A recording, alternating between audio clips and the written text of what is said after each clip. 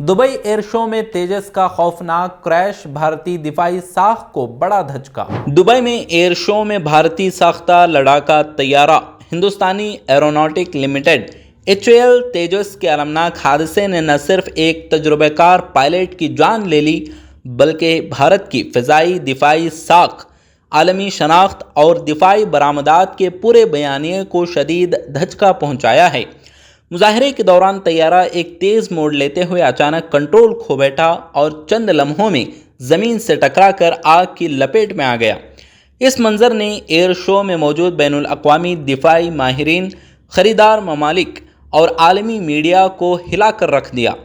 तेजस को भारत हमेशा अपनी फ़िज़ाई टेक्नोलॉजी का फ़ख्र करार देता रहा है, लेकिन दुबई जैसे बड़े आलमी स्टेज पर इस तैयारी की नाकामी ने सवालात की एक तवील फहरिस्त खड़ी कर दी है। आलमी तज्ज़ियाकार कह रहे हैं कि इस हादसे ने भारत के इंडिजिनस फाइटर जेट प्रोग्राम की तकनीकी सलाहियत और तरबियती मेयार पर बुनियादी शुकूक पैदा किए हैं। हादसे का असर सिर्फ तकनीकी नहीं बल्कि सिफारती भी है। दुबई एयर शो में तेजस का क्रैश होना भारत की दिफाई तशहीर के लिए बड़ी नाकामी साबित हुआ है।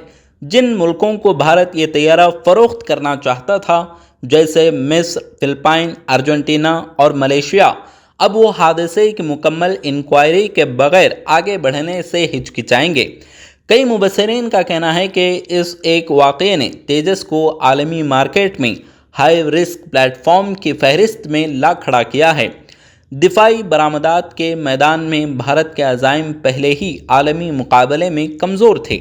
अब इस वाक़ये ने भारत की तामीर शुदा साख में मज़ीद दरार डाल दी है।